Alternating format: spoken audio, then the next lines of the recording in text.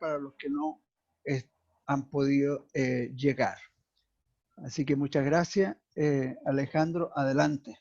Todo tuyo. Ok, muy bien.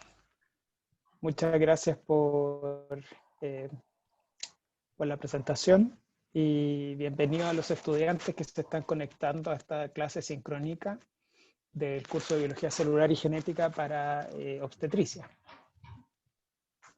Bueno, hoy día la clase va a tratar acerca de las bases celulares de la gametogénesis femenina y vamos a ver cuáles son los principales mecanismos celulares que conducen a la formación del gameto femenino, algunos aspectos de regulación molecular que están involucrados y cómo estos dos aspectos se relacionan entre sí. Tiene también algunos aspectos de estructura, ¿no es cierto? Estructura, un poco de histología, porque es necesario para poder entender el proceso de formación del gameto acompañado con la meiosis. Entonces, primero tenemos que situarnos en el tracto genital de la mujer, ¿no es cierto? Que es donde se producen los gametos, particularmente la gónada, el ovario, ¿cierto? Hay dos gónadas, dos ovarios, ya que están a los dos costados del útero. Podemos ver que a continuación del ovario está el oviducto o la trompa uterina, que conecta, es un tubo que conecta el peritoneo, que está muy cerca del ovario, con el útero, ¿no es cierto? El útero continúa hacia abajo, hacia una estructura que se llama el cuello uterino o cervix, Alejandro, que se conecta con la vagina. Acerca un poco sí. tu micrófono, Alejandro. Se escucha muy bajito. Ya. Ya, a lo mejor ahí se escucha un poquito mejor. Sí, perfecto. ¿Se escucha mejor? Sí, Ya. sí. Ya, entonces, bueno, aquí está, entonces los espermatozoides de una relación sexual no protegida se depositan aquí en la vagina, de manera que migran a través del cuello uterino, luego por el útero, luego trompas, hasta encontrarse en el primer tercio de la trompa con el ovocito, si es que hay un ciclo ovulatorio, ¿ya? De manera que cuando el ovocito es ovulado, ya el ovocito sale del ovario a la cavidad peritoneal, y por una corriente que se genera de fluido, de líquido, por batido ciliar de justamente las células del epitelio de la trompa, ¿no es cierto? Genera una corriente de líquido que lo arrastra hacia dentro de la trompa y se genera, ¿no es cierto?, ahí el arrastre del gameto hacia la trompa. En algunos casos muy contados con la mano, esa corriente no es suficientemente fuerte para traer al ovocito cuando es ovulado y se produce la fecundación fuera de la trompa y se generan los embarazos ectópicos. Entonces puede generarse ahí la implantación de un embrión en cualquiera de los tejidos que están aquí aledaños a la trompa, el peritoneo o el fondo de saco de Douglas, y obviamente se genera ahí un embarazo no viable, ¿ya? Entonces, en resumen, el ovocito, cuando es ovulado, sale del ovario, ¿no es cierto? Y entra a la trompa la mayor parte de las veces. Ahora, si nosotros le echamos un vistazo a la estructura que tiene el ovario consiste en dos regiones principales. Una es la corteza, que se ve aquí un poquito más oscura con esta tinción de metoxilina y eosina. Y esta otra que es un poquito más laxa, contiene un poquito más de matriz extracelular que consiste en la médula, ¿ya? Y gran parte de la irrigación sanguínea está aquí en la médula del ovario.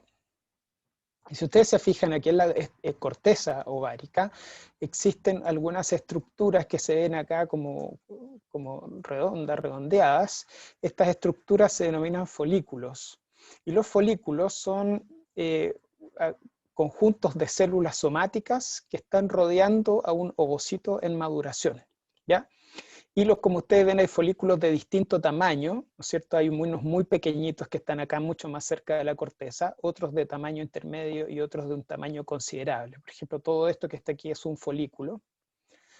Y al igual, así como los folículos se desarrollan y crecen, los ovocitos que contienen estos folículos también se desarrollan y crecen. Por ejemplo, en este folículo que se ve acá, el ovocito es esta estructura que está acá, entonces se ve que ha alcanzado un tamaño que es bastante considerable, bastante grande, en comparación con el tamaño que tienen los ovocitos que están en los folículos más pequeños. Entonces, el folículo es una estructura de células somáticas que acompaña el desarrollo del ovocito, ¿ya? Eso es el folículo. Y tenemos distintos tipos de folículos. El folículo más pequeño se llama folículo primordial, y el folículo primordial es un conjunto de células foliculares planas que está rodeando a un ovocito, ¿sí? Eso es un folículo primordial. Yanitza pregunta si cada ovocito tiene su folículo. Eso es correcto. Digamos que cada folículo contiene un ovocito, por decirlo así, ¿ya? Y la función que tienen estas células foliculares es bien importante porque se encarga de nutrir y generar factores de desarrollo para el ovocito para que crezca, ¿no es cierto?, madure, y también para controlar el proceso de meiosis. Entonces cumple varias funciones bien importantes en la estructura folicular. Los ovocitos cuando en el periodo fetal, los ovocitos que no logran formar un folículo degeneran. Entonces ustedes ven acá un folículo primordial, acá tenemos un folículo primario, entre primario y secundario, se fijan, está un poquito más grande, las células ya no son planas, son cuboidales, el ovocito también tiene un tamaño mayor. Entonces vamos a ver los distintos estadios de desarrollo folicular.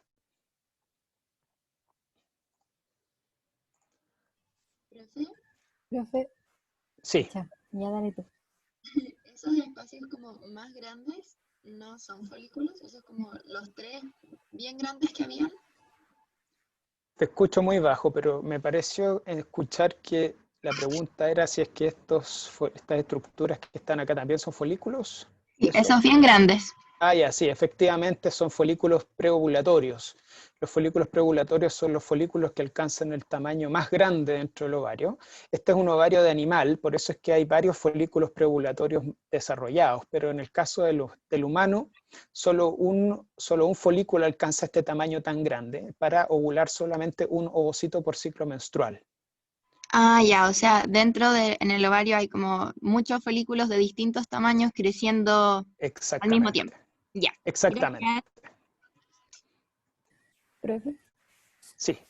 entonces todos esos como chiquititos que estaban al inicio son como los que tenemos cuando nacemos y a medida que va pasando los años se van como desarrollando.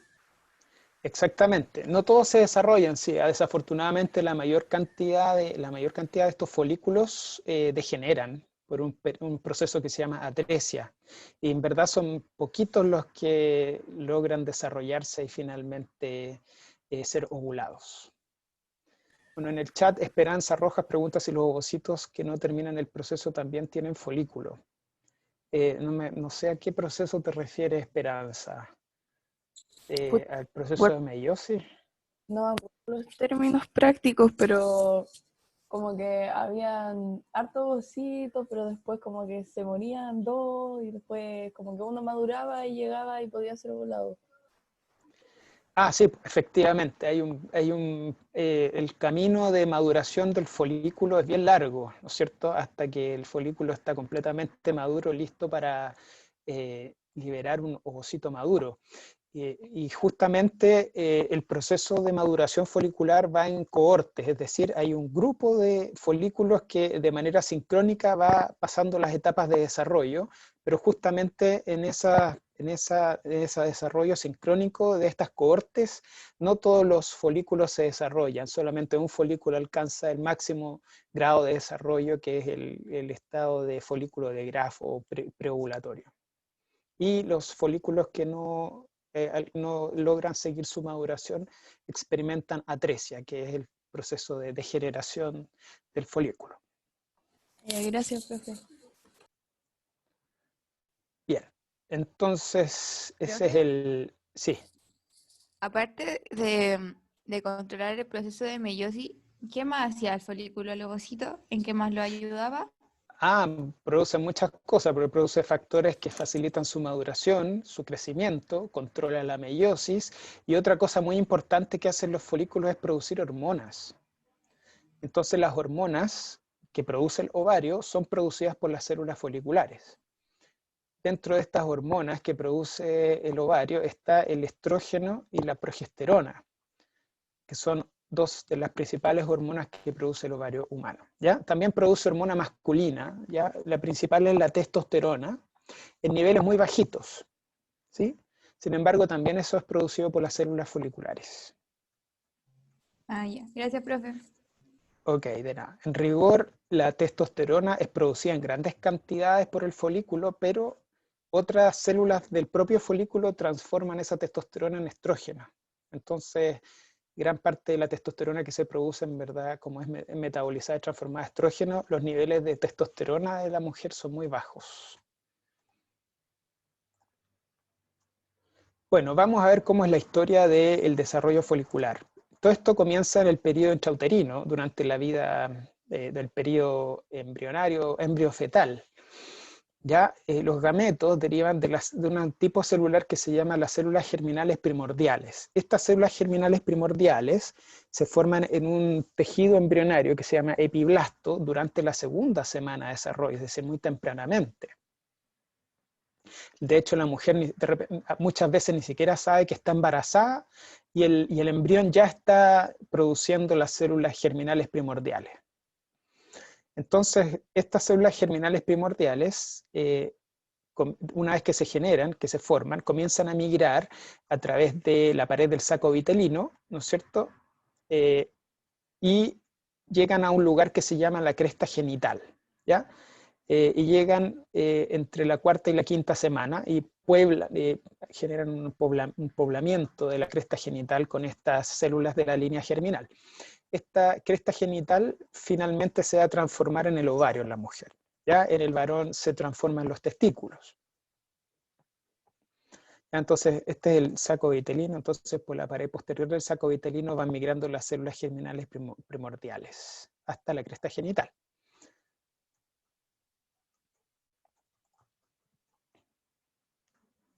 Entonces, no tenemos que recordar que el proceso de la ovogénesis va de la mano con el proceso de la meiosis, ¿ya?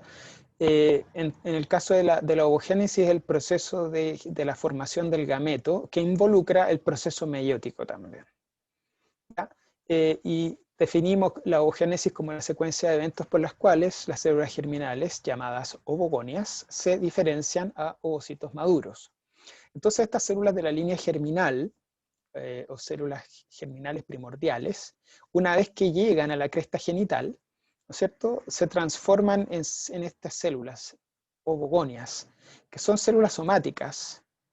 Estas células somáticas se dividen entre sí y se van a multiplicar en la cresta genital, de manera que la cresta genital va a haber una gran cantidad de ovogonias, producto de la mitosis de estas células en la cresta genital.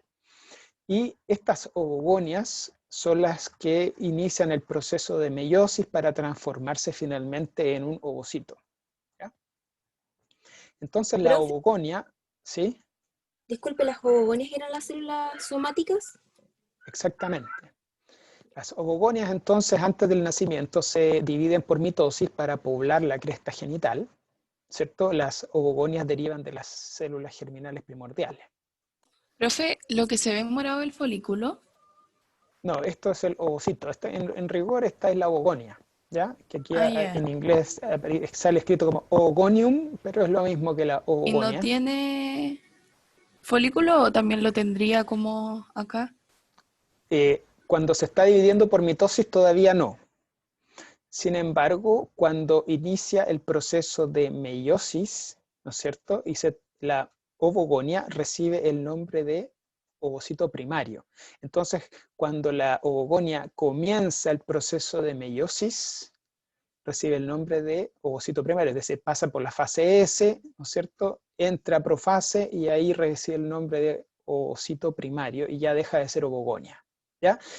En este proceso en que las ovogonias comienzan a experimentar meiosis, se forma el folículo, ¿ya? O más bien dicho, las ovogonias, al ser rodeadas por células foliculares, permite que esas ovogonias puedan sobrevivir y diferenciarse a ovocitos primarios. Es decir, las oogonias que en algún momento dejan de dividirse por mitosis, no lograron formar un folículo, degeneran. Entonces en la mitosis se forma... Se forman las células... No, claro, no. La mitosis ya ocurrió. Cuando la célula inicia el proceso de meiosis, ¿no es cierto? Ya está formando un folículo. Ya, gracias. ¿Ya? Entonces, porque de hecho el folículo sustenta su viabilidad. ¿Ya? En la oogonia que no logró formar un folículo, degenera. ¿Ya? Entonces estas oogonias que lograron formar un folículo inician este proceso de ovogénesis, entrando a meiosis, ¿no es cierto? Entran a profase 1 de la meiosis, de manera que el DNA se replica, los cromosomas están duplicados, cada cromatida hermana, ¿no es cierto? Cada cromosoma tiene una cromatida hermana, comienza el proceso de profase 1 y hay un proceso de crossing over o entrecruzamiento entre los cromosomas, de manera que hay ¿cómo se llama? Intercambio de segmentos de DNA de los cromosomas entre los homólogos. Me perdió la flecha, ahí está. Entre los homólogos hay entrecruzamientos, ¿no es cierto? Luego termina la primera división meiótica y como resultado de la primera división meiótica tenemos, ¿no es cierto?, un ovocito secundario y la liberación de un primer corpúsculo polar, ¿ya? Este primer corpúsculo polar contiene el complemento cromosómico de la primera división meiótica, es decir, el ovocito se hace haploide, acá en la primera división meiótica, y recibe el nombre de ovocito secundario. Y este ovocito secundario le resta una división más porque tiene sus cromátidas duplicadas. Entonces, la segunda división meiótica, el complemento cromosómico, ¿no es cierto?, nuevamente vuelve a ser liberado por un segundo corpúsculo polar para finalmente tener el gameto completamente haploide. Entonces, Yanitza pregunta, ¿el ovocito primario es 2N4C? Efectivamente, es 2N4C. Después de la primera división meiótica, entonces debería ser N2C, y después de la segunda división meiótica debería ser N y C. Y Javiera pregunta, profe, cuando habla de la cresta uterina, ¿qué parte es eso o algo así? Bueno, lo dije en la primera diapositiva. A lo mejor llegaste un poquito tarde, así que la puedes revisar cuando grabemos, puedes revisar después la grabación. ¿Sí? Es una pregunta súper básica, pero me quedó la duda de la clase pasada. ¿Que un cromosoma tiene una molécula de ADN o dos? Un cromosoma tiene una hebra, es una gran hebra de DNA, ¿cierto? Eso es un cromosoma. Y ese cromosoma puede estar duplicado. Y cuando está duplicado, entonces hablamos que ese cromosoma tiene dos cromátidas hermanas, es decir, son dos hebras idénticas que están unidas.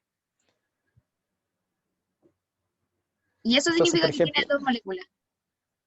Eso significa que, claro, cuando está duplicado hablamos de cromátidas hermanas. Recuerda que están los cromosomas homólogos, paternos y maternos, y están las cromátidas hermanas, que es una copia idéntica de la secuencia de DNA. Entonces, si te fijas acá en este ejemplo, cada cromosoma ahí se ve como doble, está duplicado. Por ejemplo, hay dos azules, ¿cómo se llama? Dos azules, dos rojos y dos café, ¿no es cierto? Cuando ocurre la primera división meiótica, ¿no es cierto?, se separan los homólogos, ¿cierto? Entonces acá hay un café y acá hay otro café. Pero si te fijas, cada uno de estos cromosomas tiene dos cromátidas. Y acá queda una cromátida sola por cada cromosoma y acá queda otra cromátida sola por cada cromosoma.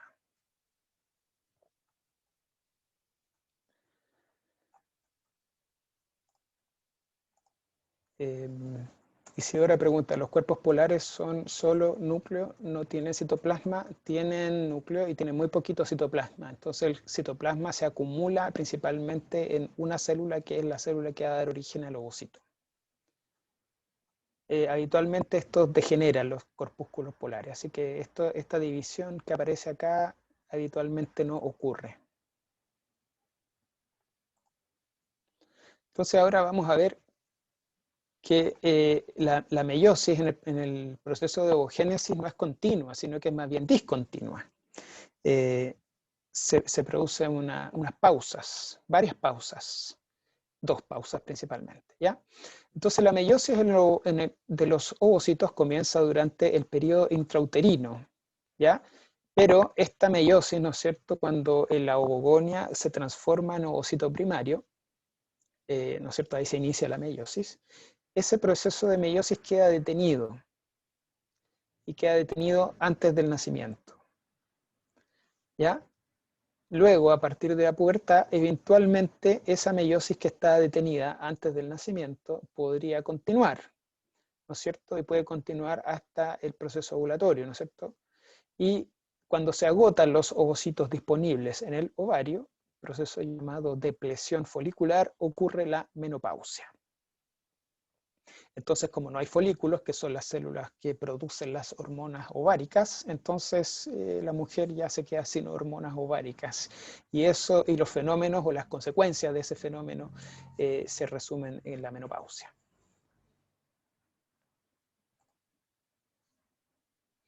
Entonces vamos a ver cómo ocurre el proceso de foliculogénesis o formación de los folículos, ¿ya? Entonces, la maduración de los ovocitos comienza antes del nacimiento, a partir de la célula germinal primordial que migra, ¿no es cierto?, hasta la cresta genital. Ahí, ¿no es cierto?, se transforma en una ovogonia que se divide por mitosis, ¿no es cierto?, división mitótica. ¿Ya? Y esta ovogonia entra a meiosis, ¿no es cierto?, transformándose en un ovocito primario.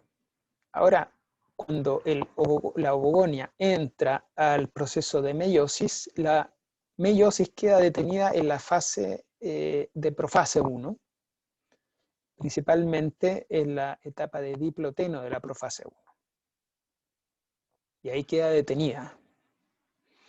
Entonces, si nosotros echamos un vistazo al ovario, el 4º mes de desarrollo, ¿no es cierto? Aquí está el epitelio del ovario y acá tenemos la corteza ovárica, acá tenemos los folículos en formación, acá tenemos ovogonias, acá ya tenemos algunos ovocitos primarios que están detenidos en la primera profase de la meiosis, ¿no es cierto? Y se está formando el folículo, con el folículo en formación. Acá no es evidente, pero las células foliculares deberían estar aquí alrededor del ovocito, ¿ya? Y esto ya está ocurriendo al 4º mes de desarrollo, es decir, muy tempranamente.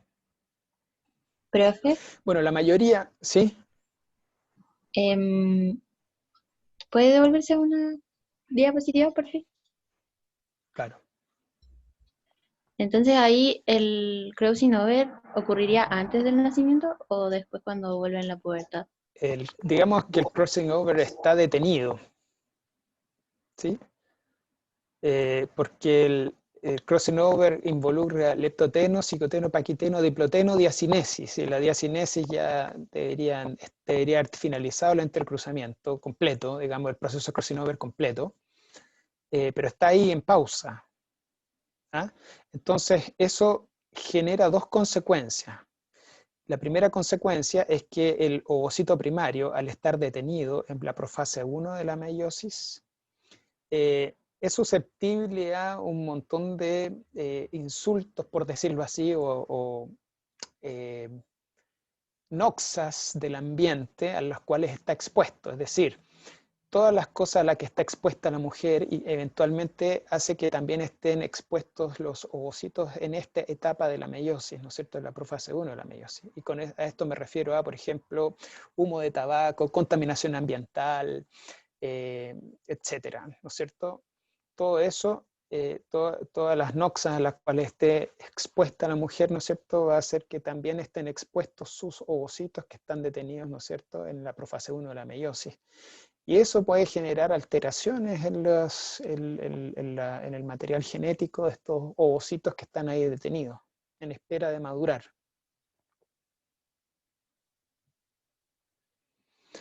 Bueno, y eso tiene consecuencias respecto a la calidad de los ovocitos cuando la mujer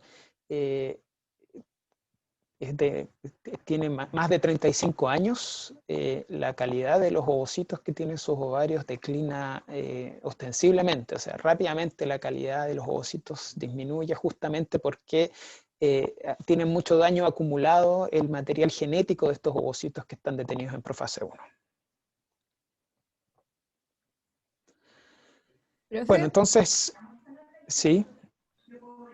Igual es como nada que ver la pregunta, o no sé. ¿Qué pasa cuando uno empieza a tomar pastillas anticonceptivas? Todas estas cosas se paran, ¿cierto?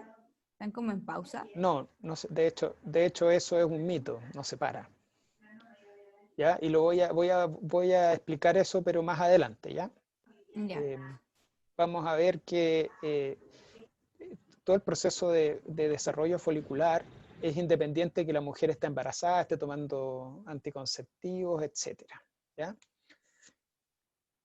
Bueno, entonces a los 5 meses las células germinales ováricas aproximadamente son 7 millones, es decir, entre los dos ovarios hay cerca de 7 millones de células germinales de ovogonias u ovocitos primarios que están en los ovarios.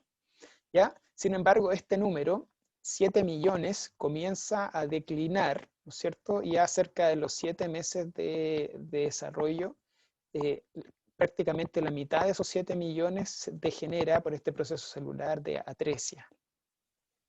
Entonces, cuando yo me refiero a que en el ovario hay 7 millones de células germinales, implica que también hay 7 millones de folículos, ¿ya?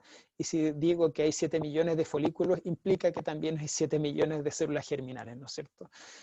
Son términos que yo voy a utilizar indistintamente en el entendido de que cada folículo contiene un ovocito en su interior.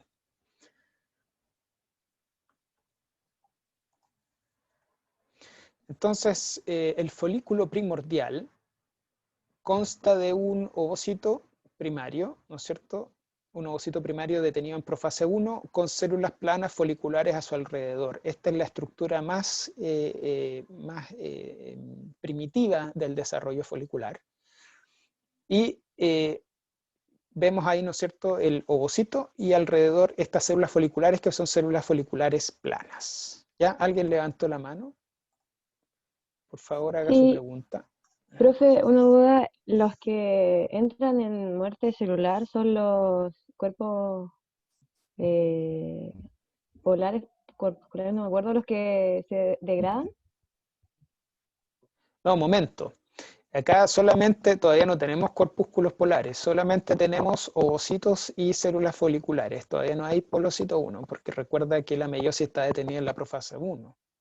Todavía está detenida. No hemos hablado de división meiótica, ninguna todavía. Entonces acá no hay corpúsculos polares de ningún modo. ¿Ya? Solamente hay ovocitos primarios y células somáticas formando los folículos. ¿Ya? Entonces, los folículos primordiales son ovocitos primarios con una sola capa de células foliculares planas. ¿Ya? Están presentes al nacer. ¿Ya? Una niña que nace prácticamente no tiene ovogonias, sino que solamente tiene ovocitos primarios y folículos primordiales. Acá tenemos otra fotografía de un corte histológico. Ahí tenemos el ovocito. Este es el citoplasma del ovocito. Este es el núcleo. Y ahí tenemos las células foliculares que lo rodean.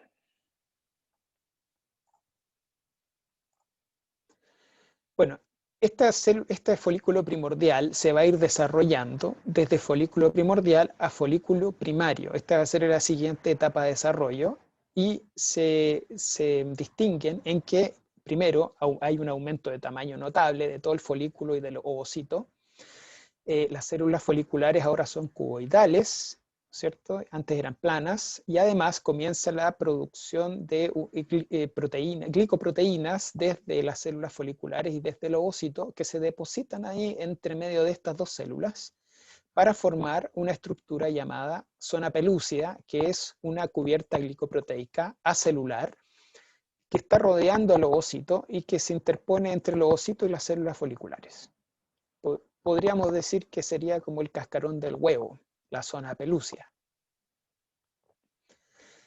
Luego, cuando el folículo primario se transforma en folículo secundario, ¿no es cierto? Esta distinción es se caracteriza porque la capa de células foliculares ahora, en vez de ser una sola, son múltiples capas de células foliculares. Hay un aumento también importante del tamaño del folículo y además comienza la aparición de una segunda capa de células distintas a estas células foliculares que están acá, que comienzan a formar una estructura de células que se llaman teca.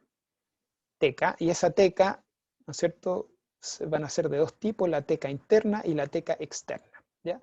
Esas células de la teca van a estar irrigadas, ¿no es cierto?, con circulación sanguínea, de manera que los nutrientes pasan desde ahí, desde las células de la teca, desde las células de la granulosa, y desde las células de la granulosa al ovocito. De manera que el ovocito nunca está en contacto con la sangre materna, ni con elementos de la sangre materna, ¿ya? Y eso es muy importante porque el ovocito, al transformarse en una célula haploide posteriormente, podría ser susceptible al ataque del sistema inmune.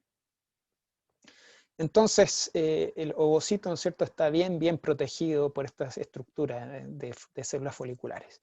Bueno, ahora cuando el folículo pasa de ser folículo secundario a folículo terciario, ese proceso se caracteriza por la aparición de líquido entre medio de esta capa de células granulosas que están acá. ¿Ya? Estas células ya dejan de llamarse células foliculares y se llaman células granulosas. Y estas células granulosas que están acá, ¿no es cierto?, comienzan a secretar líquido que se llama líquido folicular. Y este líquido folicular comienza a acumularse dentro del folículo, formando esta estructura que se llama antro folicular. Y el antro folicular no es más que un espacio donde se junta líquido que es producido por las células foliculares. ¿Ya? Entonces la aparición de antro folicular es característico de los folículos terciarios. ¿Ya? Y además otra característica que tienen los folículos terciarios es la aparición de las tecas, las células de la teca, y tenemos la teca interna y la teca externa. ¿Cierto? Las células de la teca y las células de la granulosa, ¿cierto?, son las células encargadas de producir las hormonas esteroidales ováricas, ¿sí? Cuando se está desarrollando el folículo, las células de la teca producen la testosterona, mientras que las células de la granulosa toman esa testosterona y la transforman en estrógenos. De manera que cuando se va desarrollando el folículo, mientras mayor es la población de células de teca y granulosa, mayor es la cantidad de estrógenos circulantes en la sangre de la mujer.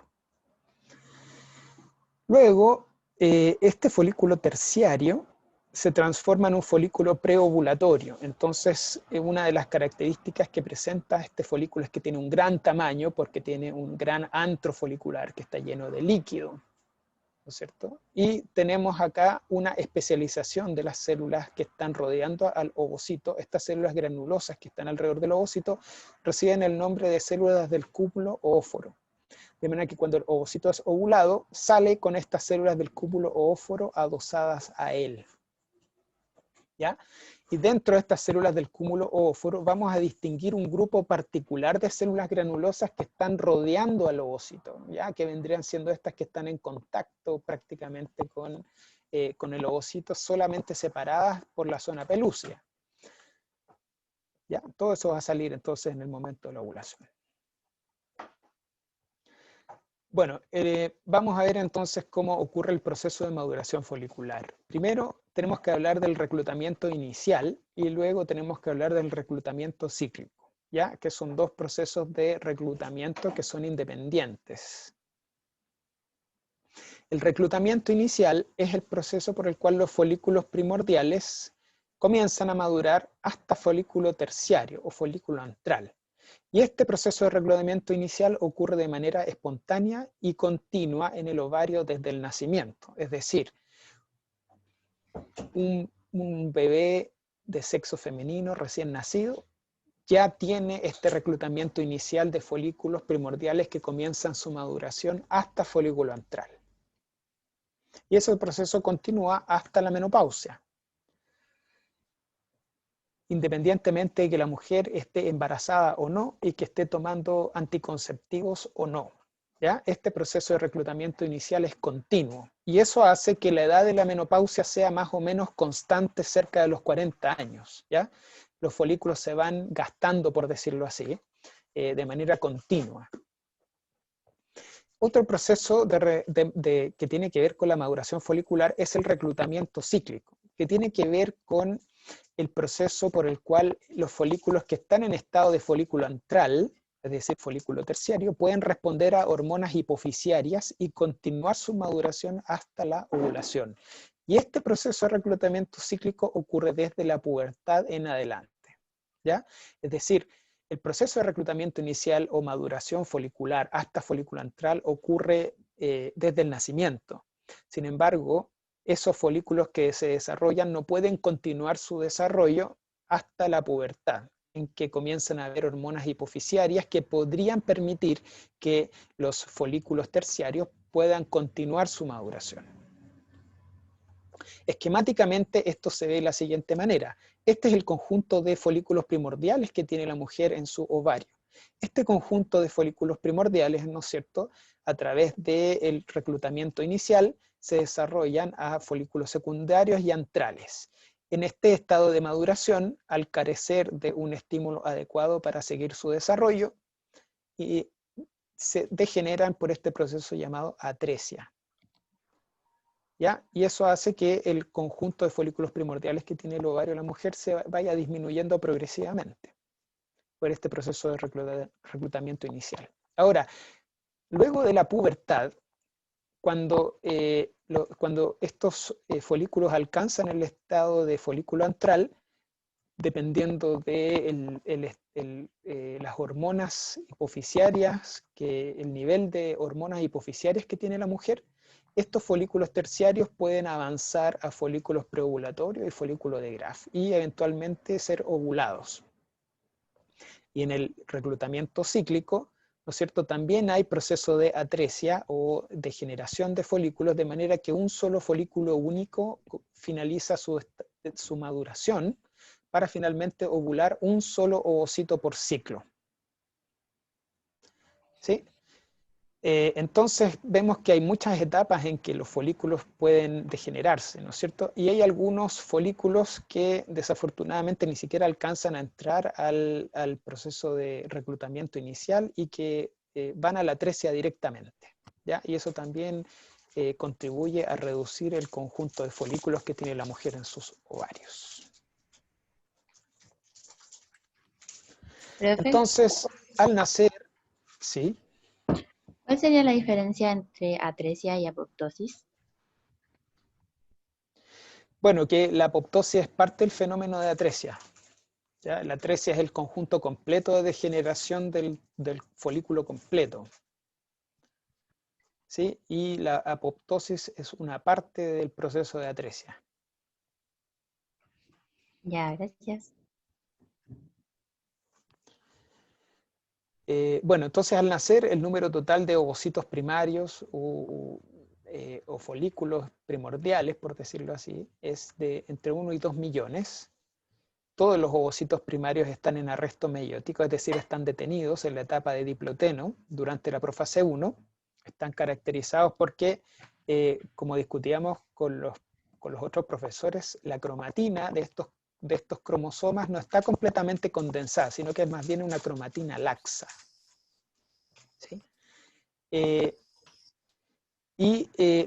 Los cromosomas de estos ovocitos primarios se mantienen, ¿no es cierto?, en esta etapa de diploteno hasta la pubertad, en que eventualmente podrían ser ovulados, ¿no es cierto?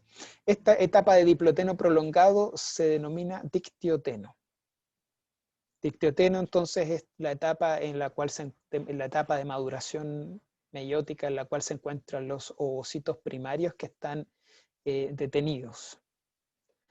Bueno, el arresto meiótico o la detención en la meiosis se debe a que hay moléculas secretadas por las células foliculares que rodean al ovocito que lo mantienen detenido en esta etapa de la meiosis.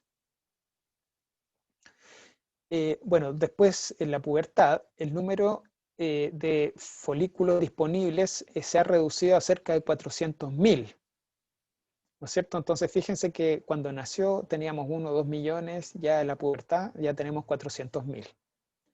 Porque muchos de ellos han hecho atresia folicular. ¿ya? Y el aumento en los niveles circulantes de esta hormona hipofisiaria llamada hormona folículo estimulante, como su nombre lo dice, estimula el desarrollo de los folículos a partir de folículo terciario, ¿no es cierto? Algunos folículos pueden continuar su desarrollo hasta alguno eventualmente ser ovulado. Finalmente, menos de 500 ovocitos son ovulados durante toda la vida reproductiva de una mujer. Eso es en promedio. Entonces, si nosotros miramos en un gráfico la variación del número de folículos primordiales presentes en el ovario a través del tiempo, tenemos que acá, en la mano izquierda, tenemos el periodo intrauterino, y acá tenemos la vida, ¿no es cierto?, postnatal. Entonces, en el periodo intrauterino tenemos acá el aumento por mitosis de las ovogonias, ¿no es cierto?, que alcanzan 7 millones, ¿no es cierto?, cerca de la semana 20. Luego por atresia, ¿no es cierto?, estas ovogonias se transforman en ovocitos primarios y forman los folículos primordiales. Sin embargo, por un proceso de atresia comienzan a degenerar y disminuyen a cerca de la mitad, ¿no es cierto? Tenemos ahí poquito menos de 2,5 millones o por ahí. Y al nacimiento tenemos cerca de 2 millones, ¿no es cierto? Y acá tenemos a los 5 años, a los 20 años, y acá cerca de entre los 40 años hay muy poquitos, menos de 200.000, 100.000 folículos. Y por acá ya entre los 40 y 50 años tenemos la menopausia. Entonces, desde acá más o menos comienza a reducirse el conjunto de folículos primordiales que tiene una mujer en su ovario, ¿cierto? De manera progresiva. Y el reclutamiento cíclico comienza a partir de la pubertad.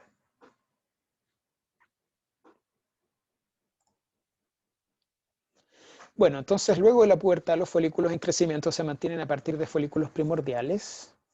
Cada mes una cohorte o un grupo de 15 o 20 folículos comienza a madurar desde folículo antral, ¿no es cierto?, en el reclutamiento cíclico. Y eso permite, ¿no es cierto?, que dependiendo del nivel de hormonas hipofisiarias, estos folículos terciarios puedan madurar y eventualmente uno de ellos ser ovulado. ¿Ya? Y aquí hay un resumen, ¿no es cierto?, de las características histológicas que se presentan en un folículo primordial, un folículo primario y un folículo secundario, ¿no es cierto? Un repaso. Tenemos células planas con un ovocito pequeño en el folículo primordial. En el folículo primario tenemos células cuboidales, aparición de zona pelúcida, que aquí aparece color rosado, que es una capa glicoproteica secretada por el ovocito y las células que lo rodean, que son las células foliculares. Acá, cuando tenemos un folículo secundario, estas células foliculares reciben el nombre de células granulosas. Aparece también acá en el tejido conectivo ovario, se diferencia a células de la teca posteriormente en el folículo terciario. ¿Sí? Entonces acá tenemos un corte histológico de ovario mostrando un folículo primario. Entonces, como ustedes ven, acá hay células cuboidales, acá está el ovocito, este es el núcleo del ovocito. El núcleo del ovocito contiene, ¿no es cierto?, los cromosomas de manera laxa, compactadas de manera laxa, detenido en dictioteno. Comienza a aparecer la zona pelúcida, ¿no es cierto?, que está la capa glicoproteica que yo ya les había mencionado. El ovocito completa su crecimiento. ¿No es cierto? Tenemos las células de la granulosa y por fuera comienza a formarse la capa de células de la teca folicular. Ahora, es importante señalar que estas células que están acá rodeando el ovocito, si bien están separadas físicamente el ovocito por la zona pelúcida, existen prolongaciones de las células granulosas que logran atravesar la zona pelúcida y logran contactar la membrana plasmática del ovocito, haciendo conexiones de tipo gap junction o conexiones en hendidura, de manera que hay un acoplamiento metabólico entre las células de la granulosa que rodean al ovocito y el propio ovocito. Y eso, esta unión estructural es importante para poder entender el control de la meiosis en el ovocito, porque el arresto meiótico justamente se debe a moléculas que son producidas por las células granulosas que están alrededor del ovocito y que son traspasadas a través de estas conexinas al citoplasma del ovocitario. ¿Ya? Entonces, estas proyecciones se llaman proyecciones transzonales, ¿no es cierto?, que son de las células que rodean al ovocito, ¿cierto? Estas proyecciones transzonales se ven en el microscopio electrónico así, ¿cierto? Y que están contactando la membrana plasmática del ovocito. Estas células que están rodeando el ovocito y que tienen estas proyecciones transzonales reciben un nombre, se llaman células de la corona radiata. ¿Qué son células? Son células, ¿no es cierto?, que están rodeando al ovocito, son células del cúmulo que están rodeando al ovocito, esas y que se contactan con él se llaman las células de la corona radiata. Luego en el folículo secundario, ¿no es cierto?, tenemos más células foliculares alrededor del ovocito, aparecen las células de la teca, tenemos ya una zona pelúcida definida, ¿no es cierto? Ya tenemos una teca que comienza a aparecer, ¿no es cierto?, alrededor de las células de la granulosa. Ahí tenemos el ovocito, esa es la zona pelúcida, ese es el núcleo del ovocito. Y adentro tiene los núcleos, los cromosomas en dictioteno. Tenemos una pregunta en el chat, dice Esperanza, ¿cuál es la función de la zona pelúcida? Muy importante, ¿eh? La zona pelúcida va a tener una función muy importante durante la fecundación, ¿ya? Y eso lo van a ver en la clase siguiente.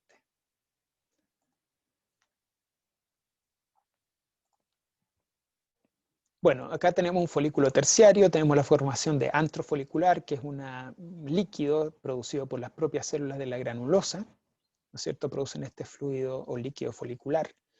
Este proceso entonces de desarrollo, de formación, de desarrollo a partir del folículo terciario es dependiente ya de hormonas, de la hormona folículo estimulante. Es decir, cuando aparece el folículo terciario, eso es parte de, el reclutamiento inicial. Sin embargo, la maduración a partir de folículo terciario en adelante es dependiente de la hormona folículo estimulante.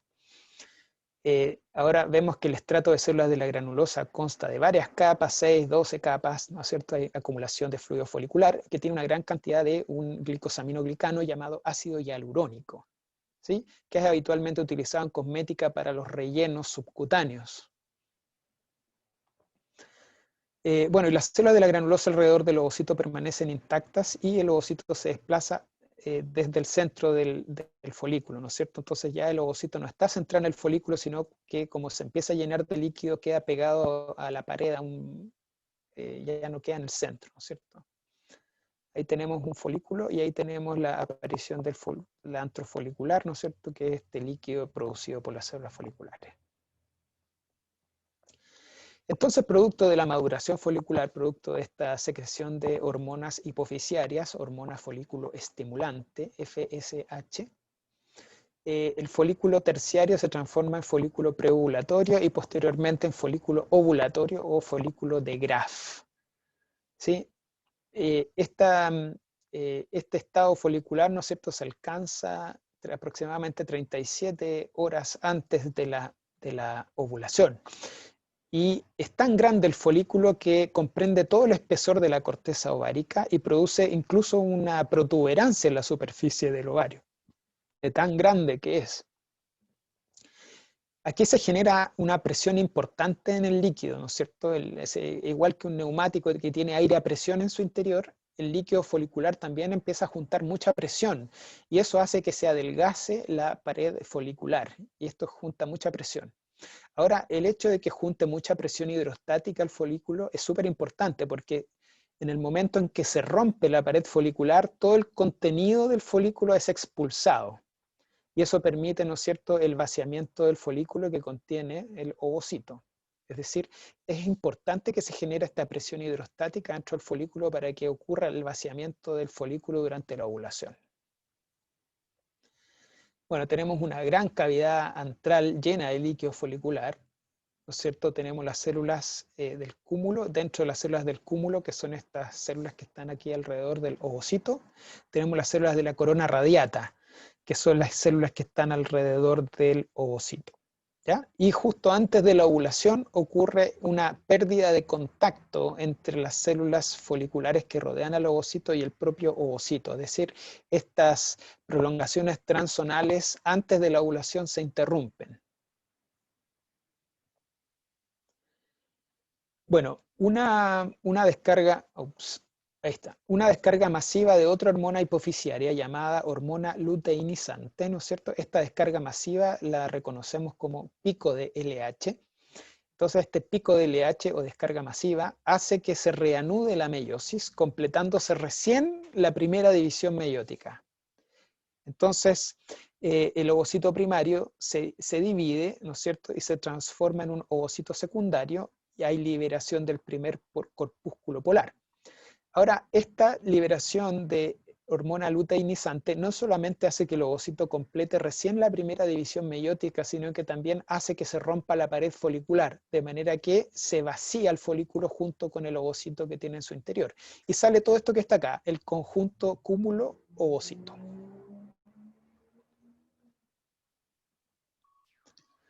¿Profe? ¿Cierto? Sí.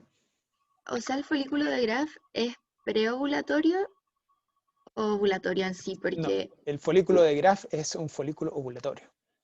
Ya, o sea, ya es cuando está ovulando, cuando ya se rompe como la pared y sale el ovocito, con el Cuando pic de está, LH. digamos que está horas antes de que se rompa el folículo. Ah, ya. Estamos a horas antes de que se rompa. ¿Ya? Bueno, entonces el cúmulo oóforo o las células del cúmulo oóforo son estas células que están acá, son células de la granulosa, que forman una columna o montículo de células, ¿no es cierto?, que permiten que el ovocito se mantenga unido a la pared del folículo, ¿cierto? Esta vendría siendo la pared del folículo. Y obviamente durante la ovulación, todo el cúmulo óforo se separa del folículo, ¿no es cierto?, y liberando al ovocito del folículo. Y la corona radiata son células granulosas que rodean inmediatamente al ovocito por fuera de la zona pelúcida y que poseen una comunicación íntima con el ovocito a través de la interdigitación de microvellosidades que atraviesan la zona pelúcida. ¿No es cierto? Ocurre una interdigitación con las microvellosidades del ovocito. Entonces acá en este corte histológico que tenemos acá a la derecha, vemos, ¿no es cierto?, todo esto que está acá que conforman las células del cúmulo, ¿cierto? Todo esto vendría siendo el cúmulo óforo, que es este montículo o columna. Y las células que están rodeando al ovocito son estas células que son las células de la corona radiata. Y justamente las células que están más cerquita del ovocito son células que mantienen un contacto de acoplamiento metabólico y eléctrico con el ovocito a través de las gap junctions. Bueno, en el proceso ovulatorio, como les decía, está inducido por esta descarga masiva de LH o pic de LH. Hay una ruptura de la pared del folículo de Graf o folículo ovulatorio. Se libera entonces un folículo que ahora es llamado folículo secundario, ¿ya? Porque justamente la descarga masiva de LH hace que se complete la primera división meiótica, de manera que el ovocito primario ahora es un ovocito secundario más un corpúsculo polar.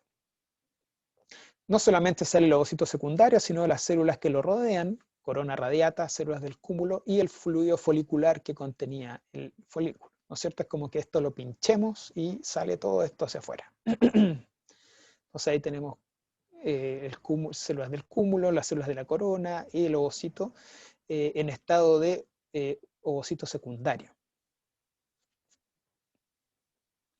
Y acá tenemos una fotografía de una cirugía laparoscópica. Todo esto que está acá, esta estructura es el ovario, ¿no es cierto? Acá tenemos un instrumento que es un trocar de la cirugía laparoscópica que se utilizó para levantar un poquito el ovario y mostrar, como les decía, el folículo, ¿no es cierto? Esto es un folículo ovulatorio. Es tan grande el folículo que incluso deformaba la pared del ovario, como les decía, que sale un cototo. Y todo esto rojo es el folículo. Y aquí tenemos la ruptura folicular y acá está saliendo el fluido folicular que en su interior tiene, ¿no es cierto?, el complejo cúmulo ovocito. Esta fotografía la tomó el doctor Donés el año 2008. Jack Donés, un ginecólogo que colabora con nosotros frecuentemente en nuestro instituto. Bueno, estas son fotografías de micro... ¿Sí? ¿Esa estructura cuánto llegaría a medir, más o menos? Bueno, el ovario tiene el tamaño de una nuez, más o menos. O sea, pero, claro, el ovario, que vendría siendo todo esto que está acá.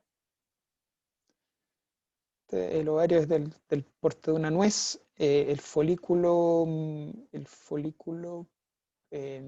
no recuerdo cuánto puede medir un folículo ovárico, pero debe ser un par de centímetros, por lo menos 1 centímetro, un poquito más.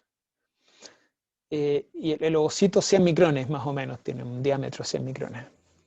Es una de las células más grandes, la célula más grande del cuerpo humano.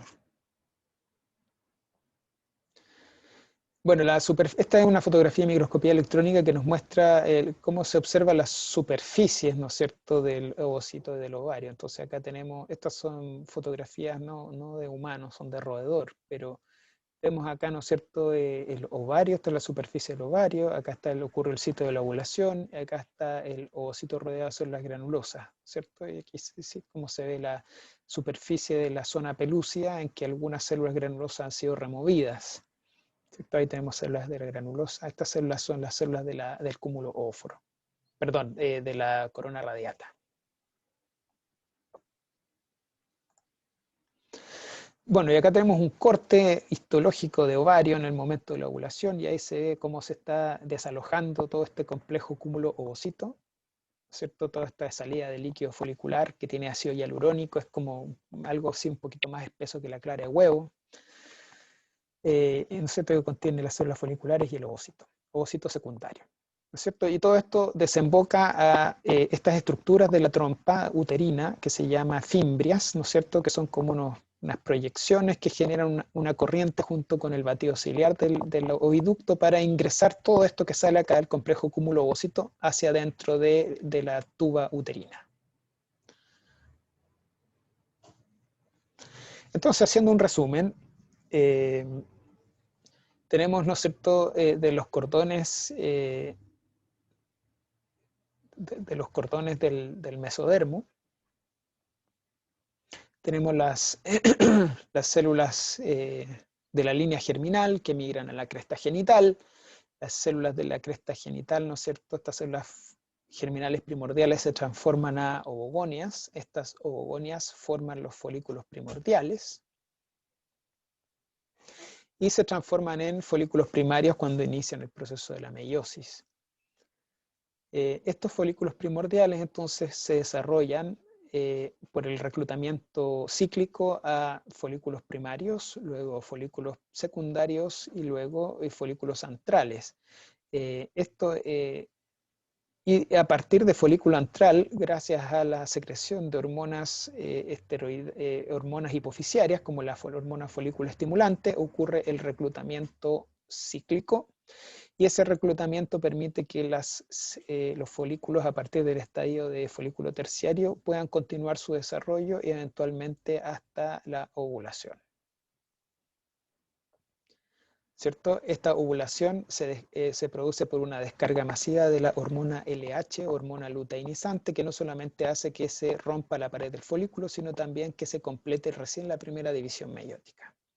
Es decir, un folículo que se ha roto, un folículo ¿no es cierto?, que ha completado su maduración y pasó por el proceso ovulatorio, libera un ovocito secundario, más un corpúsculo polar, más las células granulosas que acompañan al ovocito.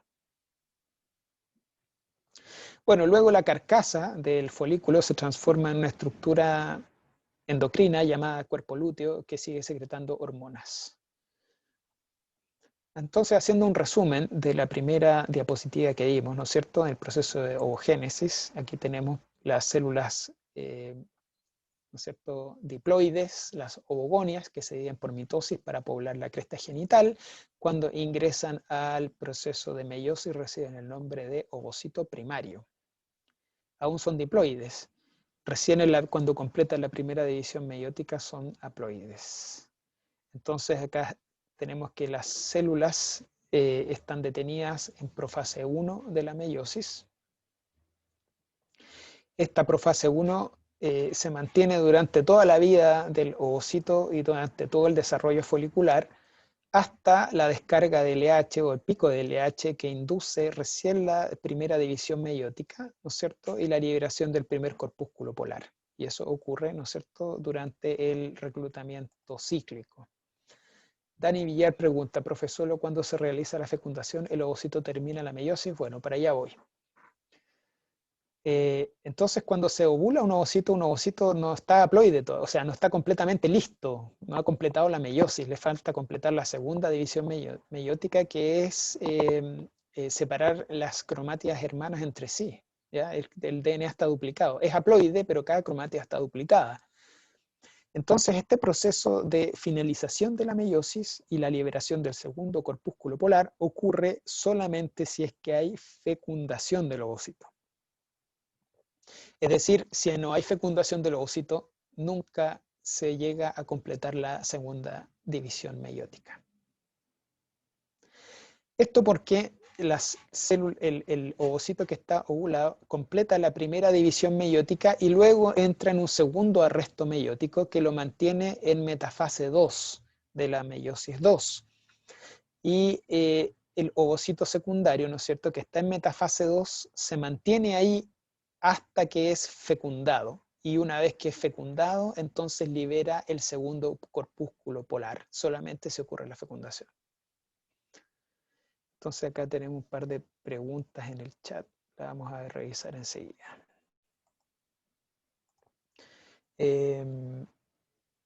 Entonces Sofía dice, profe, entonces la descarga de LH es antes o después de la primera división. La primera división meiótica ocurre en respuesta a la descarga de LH. Para que ocurra la primera división meiótica, tiene que haber descarga de LH. Javier Acopia pregunta, ¿qué vendría haciendo las pastillas anticonceptivas? ¿Solo impide la ovulación? Buena pregunta, y eso lo voy a explicar ahora. Sí, ya nos quedan poquitas diapositivas. ¿Ya? Y para eso me voy a devolver acá. Aquí. Recuerden que hay un reclutamiento inicial y un reclutamiento cíclico, y este reclutamiento cíclico depende de hormonas hipofisiarias. Lo que hacen las hormonas, los anticonceptivos o las píldoras anticonceptivas es evitar la secreción de hormonas hipofisiarias. De manera que al evitar la secreción de hormonas hipofisiarias se interrumpe el reclutamiento cíclico, es decir, los folículos se desarrollan hasta folículos terciarios y luego degeneran. De manera que nunca se desencadena la maduración de folículo ovulatorio y no hay ovulación tampoco. Esa es la manera en que funcionan las hormonas anticonceptivas. Entonces, si la pregunta es si yo tomo hormonas anticonceptivas, ¿voy a tener mi menopausia más tardíamente? La respuesta es no, porque el proceso de reclutamiento inicial continúa independientemente del reclutamiento cíclico. Profe, cuando... Espera un poquito, déjame contestar esta última pregunta. Dice, cuando ocurre división meiótica, los cuerpos polares salen con parte del folículo. Bueno, los corpúsculos polares se liberan y quedan junto con el ovocito dentro de la zona pelúcida, ¿ya? Y eso sale todo junto. Ahora sí, haz tu pregunta, por favor. Era sobre, porque al final pasa, los ovocitos como que logran un tipo de desarrollo, ¿cierto? Lo que pasa es como que no termina cuando se toman pastillas anticonceptivas. Bueno, el reclutamiento inicial continúa independientemente de si la mujer está embarazada o no, si ya le llegó la pubertad o no, si está tomando píldoras anticonceptivas o no, etc. Este proceso no se detiene, el reclutamiento inicial. ¿Y las células que van quedando, esas después se van como por atresia? ¿Como que se hace una apoptosis o quedan ahí solamente? No. Claro, los folículos que no se desarrollan entran a un proceso que colectivamente se llama atresia, que involucra no solamente apoptosis, sino también la remoción completa del folículo. Ah, ya. Gracias, profe. Bien.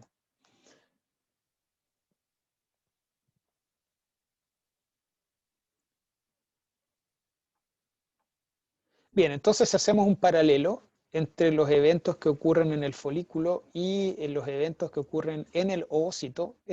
Tenemos esta siguiente imagen, ¿ah? Esta figura, digamos, cómo se asocian los eventos celulares con los eventos foliculares. Una última pregunta, dice Denise, dice, con anticonceptivos harían todo el reclutamiento inicial, pero no el cíclico exactamente. Los anticonceptivos lo que hacen es interferir en la secreción de hormonas hipofisiarias. Entonces, si es que no hay hormona folículo estimulante o FSH, entonces no puede haber reclutamiento cíclico. Por lo tanto, no hay ovulación.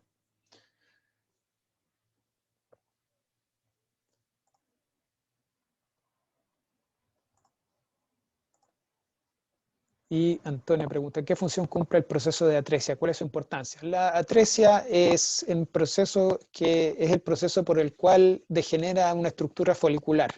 ¿Ya? Y ese proceso de degeneración involucra apoptosis, involucra remoción de las células foliculares también por células del sistema inmune. ¿Sí? Ese es el proceso de atresia o degeneración de los folículos, y eso involucra también a los ovocitos que contienen. ¿Cuál es su importancia? Bueno, que la importancia es que los folículos que degeneran ahí son removidos, las células foliculares son eliminadas junto con los ovocitos de esos folículos. Eso es importante porque cuando los folículos por alguna razón no entran en atresia, forman estructuras quísticas que pueden producir hormonas de manera anómala, generando condiciones como por ejemplo el síndrome de ovario poliquístico, en la cual los ovarios se llenan de quistes producto de que hay folículos que en vez de irse a la atresia se mantienen ahí produciendo hormonas de manera anómala. Bueno, continuemos entonces con este proceso, entonces cómo hacemos el paralelo entre los eventos celulares con los eventos foliculares. Entonces, primero decirles que cuando se forma un folículo tenemos células somáticas rodeando a un ovocito primario. Y ese ovocito primario va a mantener su arresto meiótico solamente hasta el momento de la ovulación, en que ocurre esta alza o pico de LH. ¿Ya? Durante todo el desarrollo folicular, el estado meiótico del ovocito no cambia, se mantiene inalterable.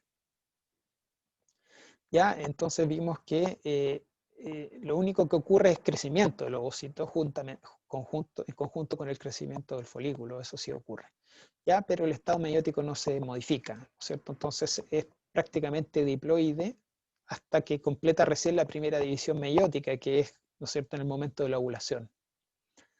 Y ahí tenemos, ¿no es cierto?, un polocito 1 y un ovocito secundario. Este ovocito secundario se mantiene en un segundo arresto meiótico llamado arresto meiótico metafase 2, que mantiene al ovocito secundario, ¿no es cierto?, en ese estado hasta la fecundación, si es que eso eventualmente ocurre, y cuando ocurre entonces tenemos una segunda división meiótica, sale el segundo polocito y se desarrolla el cigoto. En la práctica se denomina óvulo al gameto completamente haploide, ¿no es cierto?, que ha completado las dos divisiones meióticas. Entonces, dado que el ovocito humano nunca es completamente haploide porque la segunda división meiótica se completa solo si es fecundado, entonces en la práctica la mujer no tiene óvulos, sino que tiene ovocitos, ¿ya? En la práctica nunca es completamente haploide el ovocito femenino, ¿cierto?, el gameto femenino.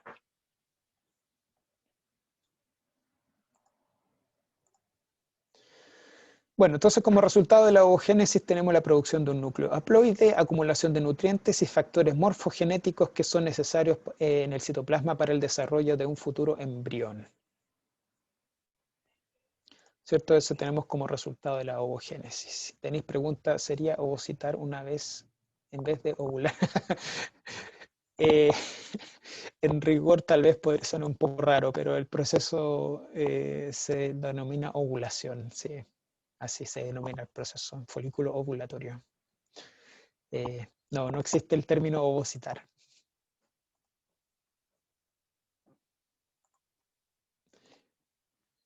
Bueno, Bueno, entonces, ¿cuál es la contribución materna al ovocito? La mitad del genoma. Las mitocondrias también son de origen materno, puesto que las mitocondrias paternas degeneran.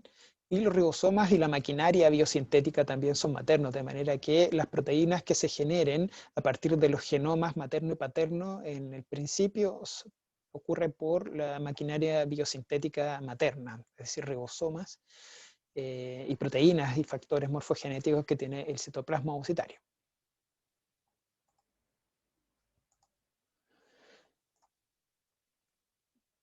Bueno, este es un resumen, entonces, ¿no es cierto? Hasta la 7ª semana de desarrollo, ¿no es cierto? Tenemos proliferación de oogonia, formación de folículos, arresto meiótico en profase 1. Y en pubertad, ¿no es cierto? Eventualmente ovulación, ¿no es cierto? Se completa la meiosis 1, primera división meiótica, corpúsculo polar. Ya tenemos un ovocito secundario, que está detenido en metafase 2 en arresto meiótico, y eventualmente si se fecunda se genera la segunda división meiótica, liberación del segundo corpúsculo polar y un cigoto. Bueno, el término vesícula germinativa es el término que recibe el núcleo del ovocito detenido en profase 1, en dictioteno, ¿ya? Que también posee envoltura nuclear igual que cualquier núcleo somático y también posee nucleolo. Ahora veamos algunos mecanismos moleculares que permiten la mantención del arresto meiótico, ¿no es cierto? Vimos que el ovocito tiene dos pausas en la meiosis. Primero la pausa que lo mantiene detenido en profase 1 y luego la segunda pausa que lo mantiene detenido en metafase 2.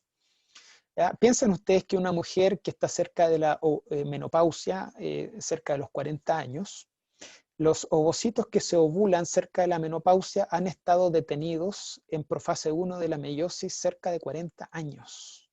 Cerca de 40 años. Entonces, durante todo ese tiempo, esos cromosomas que están en dictioteno han estado expuestos a una gran cantidad de noxas, estrés oxidativo y otros, lo cual hace que las divisiones meióticas posteriores tengan muchos errores y eso afecta mucho la calidad de los ovocitos. Esa es la razón por la cual las mujeres pasados los 35 años tienen muchos problemas para poder embarazarse, porque la calidad de los ovocitos que poseen se deteriora.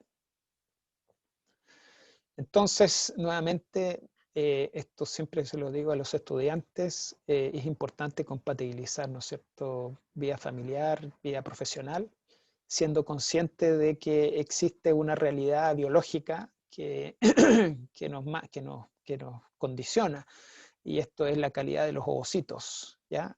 Hagamos lo que hagamos o pensemos lo que pensemos, es una realidad que los ovocitos de una mujer pasada los 35 años es muy poco probable que puedan producir un ovocito viable que pueda ser fecundado para generar un embrión. Entonces, lo importante es hacer una buena planificación inteligente, estratégica para aquellas mujeres que así quieran optar a la maternidad.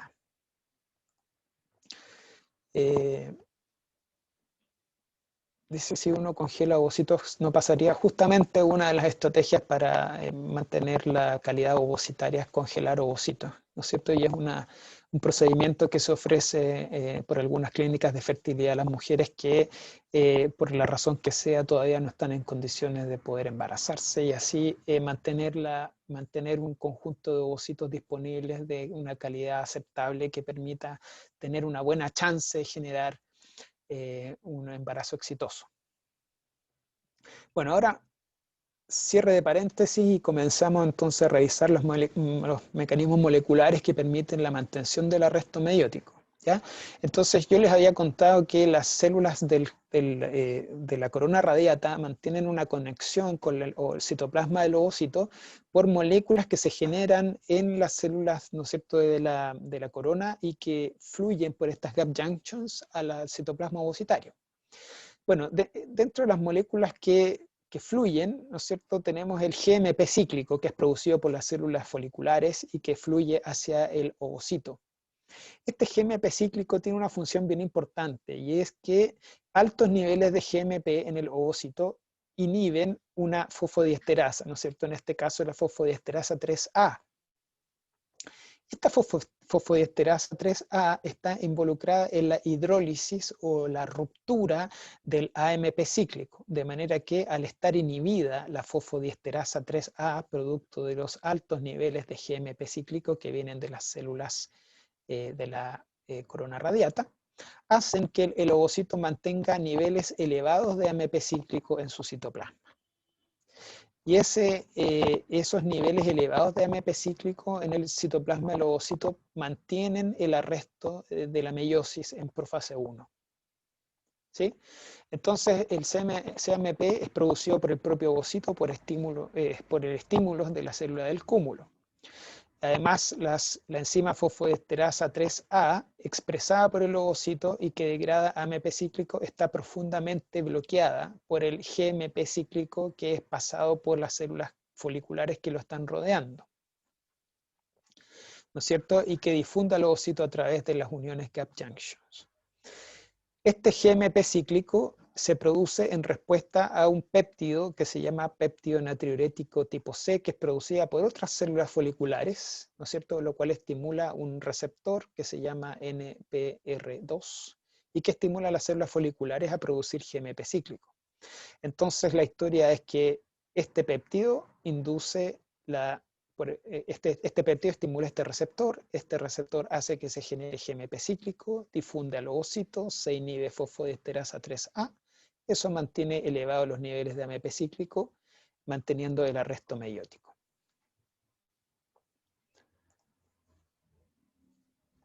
Ahora, el AMP cíclico intraovocitario estimula una proteína quinasa A, ¿cierto? Y esa proteína quinasa A mantiene esta molécula llamada factor promotor de la meiosis o factor promotor de la maduración en un estado fosforilado e inactivo, ¿ya? Entonces la proteína quinasa A mantiene fosforilado esto y esto permanece inactivo.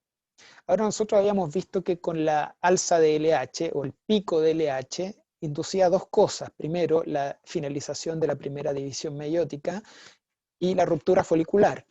Entonces, dentro de las consecuencias que tiene la descarga masiva de LH, es que caigan los niveles de AMP cíclico intraovocitarios. Y eso hace que se inactive la proteína quinasa A y con esto se desfosforila el factor promotor de la maduración. Y eso permite que se rompa la vesícula germinativa, ¿no es cierto? Y se reanude la meiosis hasta lograr un ovocito secundario. Todo esto que yo les he dicho lo podemos resumir en esta figura, ¿no es cierto? Acá tenemos el péptido natriurético tipo C, que es producido por otras células foliculares, ¿no es cierto? Estimula este receptor para la producción de GMP cíclico, el cual fluye desde el citoplasma de las células de la corona radiada al ovocito. Este GMP cíclico entonces mantiene inhibida la fosfodiesterasa que hidroliza el AMP cíclico, haciendo que los niveles de AMP cíclico se mantengan elevados. Al estar elevados los niveles de AMP cíclico en el ovocito, se activa esta proteína dependiente de AMP cíclico que se llama proteína quinasa A. Y esa proteína quinasa A mantiene este factor promotor de la meiosis inactivo y eso hace que se mantenga el ovocito en arresto meiótico, ¿cierto? Entonces tenemos GMP cíclico que fluye desde acá al ovocito, el GMP cíclico inhibe la fosfodiesterasa, eso hace que se acumule el AMP cíclico y la acumulación de AMP cíclico mantiene el ovocito en arresto meiótico. ¿Qué pasa cuando ocurre? Bueno, aquí tenemos ¿no es cierto? Una figura un poquito más compacta de los procesos, ¿no es cierto?, que mantienen el ovocito en arresto meiótico. ¿Qué pasa cuando ocurre descarga de LH o inducción de la ovulación? Primero, cae la producción del péptido natriurético tipo C, también disminuye la expresión de su receptor, por lo tanto, se interrumpe la producción de GMP cíclico. Por otro lado, ocurre también una gran secreción de ácido hialurónico que hace que se separe el ovocito de las células de la corona radiada y se interrumpa la conexión, se interrumpa la interdigitación o la proyección de las células de la corona a través de la zona pelúcea. Por otro lado, la conexina 37, ¿no es cierto? La gap junction se cierra. Eso hace que caigan los niveles de GMP cíclico dentro del ovocito que está fluyendo desde las células de la corona. Al caer los niveles de GMP cíclico, deja de estar inhibida la fosfodiesterasa, por lo tanto la fosfodiesterasa comienza a hidrolizar el AMP cíclico del ovocito, se reducen los niveles de AMP cíclico en el ovocito, deja de estar activa la proteína quinasa A. Y al dejar de estar activa la proteína quinasa A, el factor promotor de la meiosis, que está fosforilado, ahora está desfosforilado y activo, lo cual hace que se reanude la meiosis. Entonces, resumiendo, lo que hace la ovulación es, lo que hace la LH, perdón, la descarga de LH, es que caen los niveles de GMP cíclico, la caída de los niveles de GMP cíclico hace que caigan los niveles de AMP cíclico dentro del ovocito, y eso hace que se active el factor promotor de la meiosis para completar la primera división meiótica. Ahora, cuando el ovocito es ovulado, ¿no es cierto?, está detenido en metafase 2, y ahora la segunda detención en metafase 2 está mediada por otra molécula que se llama el factor citostático, o CSF. Este factor citostático lo que hace es estabilizar el factor promotor de la maduración o factor promotor de la meiosis. Recuerden que este MPF es una ciclina y una quinasa, y recuerden que para que se pueda mover el ciclo, ¿no es cierto?, tiene que haber hidrólisis de una ciclina para que, ¿no es cierto?, pase ese checkpoint y pueda pasar a la siguiente etapa. Pero en este caso, el factor citostático estabiliza el factor promotor de la meiosis, el MPF, evitando su degradación, y al evitar que se degrade, genera el arresto en metafase 2. Pero una vez que el ovocito se fecunda, caen los niveles de este factor citostático, lo cual hace que también se degrade el factor promotor de la maduración, permitiendo la conclusión de la meiosis desde la metafase 2. Entonces tenemos los dos mecanismos involucrados en los arrestos meióticos. El primero, mediado por GMP cíclico, que se produce por las células de la corona radiata y que mantienen elevados los niveles de AMP cíclico dentro del ovocito. Esos niveles altos de AMP cíclico, ¿no es cierto?, mantienen activa la proteína quinasa A, que mantienen fosforilado el factor promotor de la maduración, y eso en un estado inactivo. Por otro lado, la segunda detención de la meiosis en metafase 2 está mediada por el factor citostático, que estabiliza el factor promotor de la maduración, evitando su degradación. De manera que cuando se fecunda el ovocito, caen los niveles de este factor citostático, se degrada el factor promotor de la maduración, y eso permite que finalice la meiosis desde metafase 2.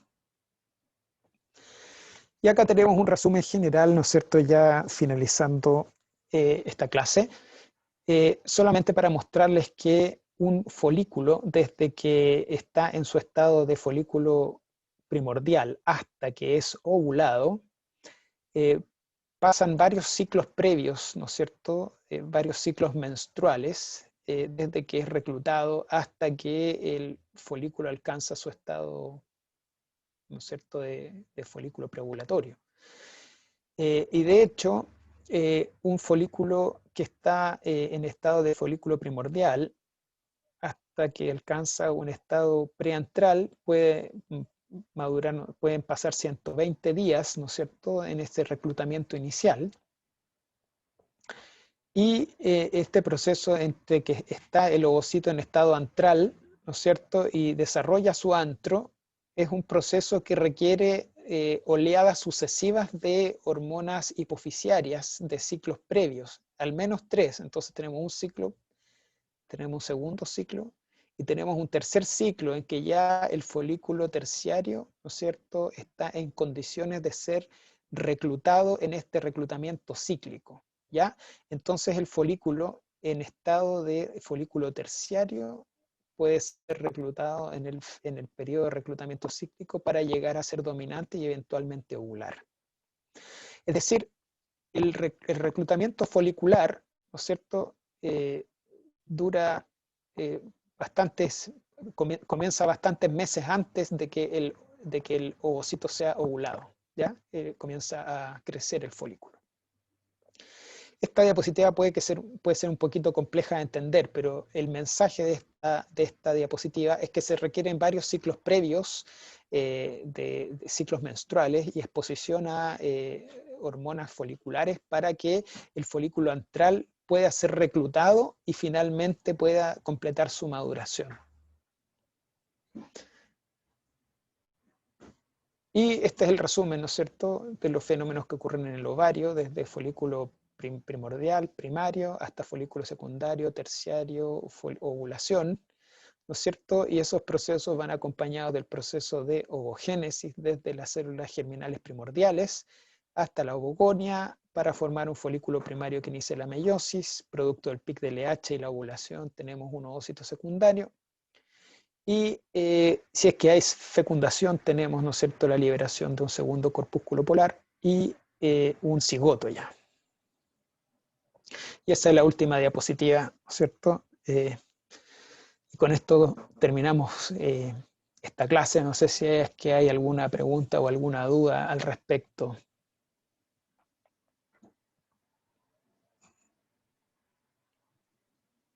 Parece que quedó todo claro. Parece que no, sí.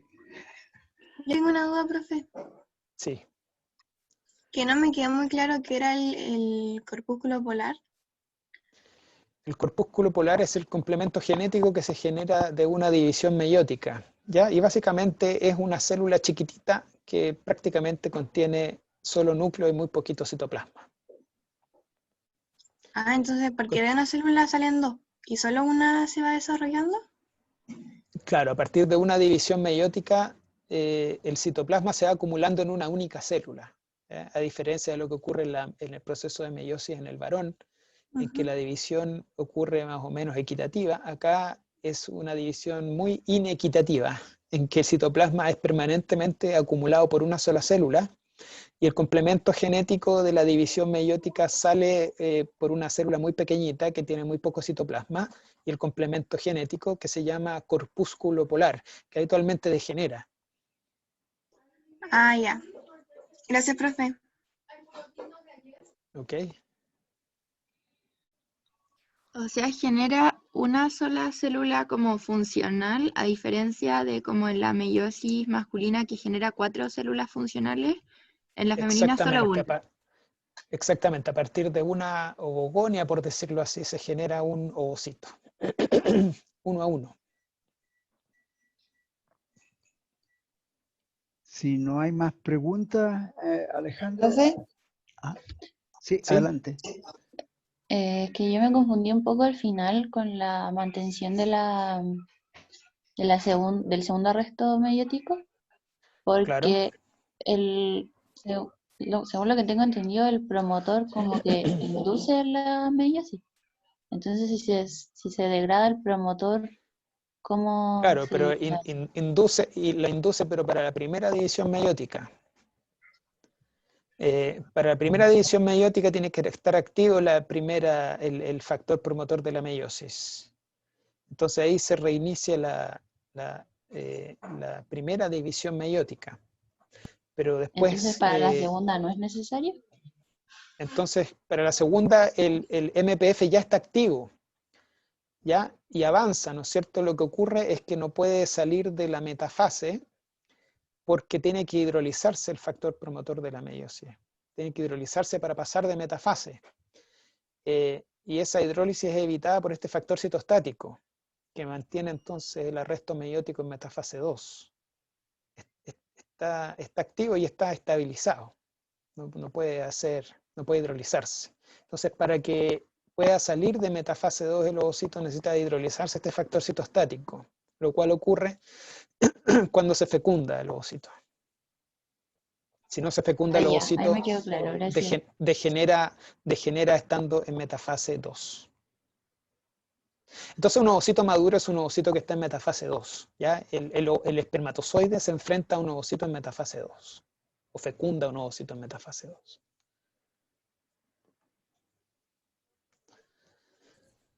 Muchas gracias, Alejandro. Sí, ahora parece ¿Profe? que ya no hay más. Sí, no hay más. Ahí parece que hay una. ¿Sí? ¿Alguien más? Profe, una duda, pero no con la clase. ¿Qué pasaría con las personas que empiezan un tratamiento con hormonas de testosterona? De testosterona. Para cambiar Un de paciente género. trans. Sí. Claro. Bueno, primero la hormona inhibe las hormonas hipofisiarias, por lo tanto deja de ovular primariamente. Y se ¿Funcionaría detiene como el reclutamiento anticonceptivo? cíclico. Ciertamente, por supuesto. Claro, y eso también tiene como consecuencia la aparición de caracteres sexuales secundarios que son inducidos por testosterona, ¿no es cierto? Cambio de la voz, aparición de vello facial, etcétera. Desarrollo Pero muscular. él seguiría ovulando. No, porque la testosterona o los niveles altos de testosterona suprimen la secreción de hormonas hipofisiarias, por lo tanto, no hay reclutamiento cíclico. Ya, perfecto. Gracias. Solamente tiene reclutamiento inicial.